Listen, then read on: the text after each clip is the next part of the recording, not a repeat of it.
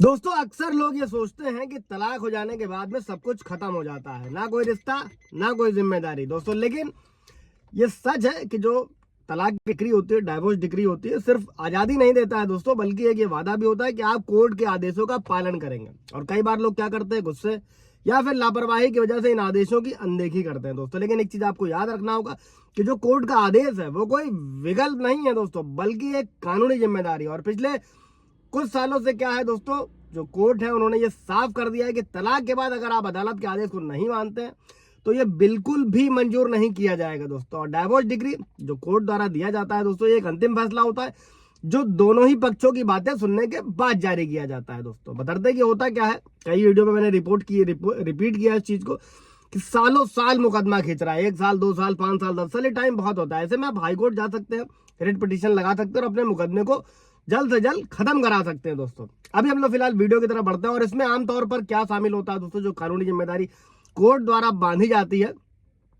तलाक को मंजूरी देना, बच्चे की कस्टडी और विजिटेशन राइट्स दोस्तों, एलिमनी या फिर जो परमानेंट मेंटेनेंस की रकम तय करी जाती है, संपत्ति होती है उसका पैसे का जो भी है उसका बंटवारा, बच्चे की पढ़ाई या फिर रहने की जो भी व्यवस्था है उससे जुड़ी हुई गाइडलाइंस को जारी किया जाता है, मतलब बताया जाता है, कोर्ट द्वारा आदेश दिया जाता है और ये कानूनी रूप से पति पर बाध्यकारी हो जाता है दोस्तों। और अगर कोई व्यक्ति जानबूझकर इसका पालन नहीं करता है और कोर्ट के आदेश का उल्लंघन करता है दोस्तों, ऐसे में क्या होगा, आपके खिलाफ कार्रवाई होगी। और तलाक के बाद सबसे ज्यादा होने वाला जो कानूनी उल्लंघन है वो क्या है दोस्तों, आप लोग भी जानते होंगे, मेंटेनेंस या एलिमनी ना देना। जब कोर्ट द्वारा जो तय की गई मासिक रकम है दोस्तों, या एक मुफ्त रकम है, जानबूझकर नहीं दी जाती। दूसरा, माता पिता को बच्चे से मिलने नहीं देना, या फिर बच्चे को जो है बिना परमिशन कहीं ले जाना और कोर्ट के आदेश के बावजूद संपत्ति ट्रांसफर या हिस्सेदारी देने से मना करना। अब इसमें एक चीज और समझ लीजिए, अगर मेंटेनेंस की बात आती है, अगर वाइफ अडल्ट्री में रह रही है, किसी और के साथ रह रही है, तभी मेंटेनेंस नहीं देना, बशर्ते कि आपको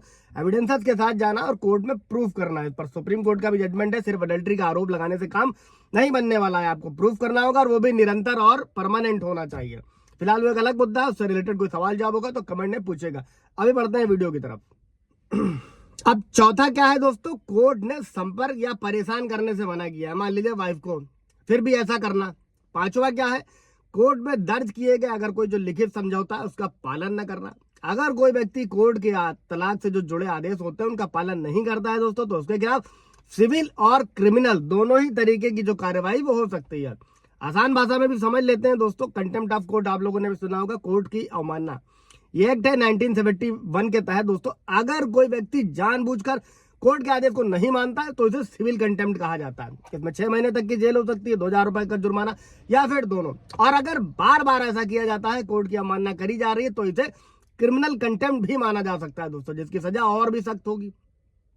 इसलिए ऐसा ना करने में ही आपकी भलाई है। वैसे भी मेंटेनेंस जिस डेट से बांधा जाता है, अगर आप नहीं दे रहे हैं बेवजह तो उसी डेट से आपको भरना पड़ेगा, ब्याज सहित भरना पड़ेगा, उससे कोई बेनिफिट मिलने वाला बिल्कुल भी नहीं। और अगर मेंटेनेंस, एलिमनी या संपत्ति जो भी ट्रांसफर है उसके आदेशों का पालन नहीं किया जाता है तो पीड़ित पक्ष जो भी सीपीसी का आर्डर है दोस्तों उसके तहत एजुकेशन पिटीशन दायर कर सकता है।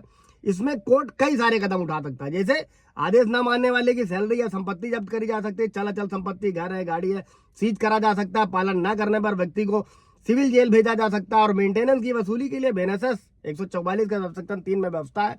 अगर कोर्ट ने मेंटेनेंस का आदेश दिया है और भुगतान नहीं किया जा रहा है तो कोर्ट गिरफ्तारी का वारंट भी जारी कर सकती है और हर महीने के बकाया पर 1 महीने तक की जेल की सजा का प्रावधान है दोस्तों।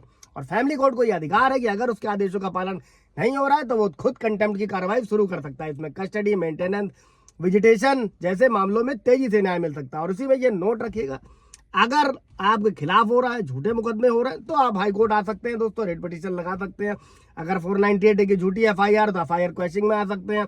अगर चार्जशीट दाखिल हो गई है दोस्तों तो आप बीएनएसएस जो है 528 के तहत जो है चार्जशीट क्वेश्चन में आ सकते हैं। और इन सारी चीजों से रिलेटेड कोई सवाल जवाब होगा तो पूछिएगा। Thank you.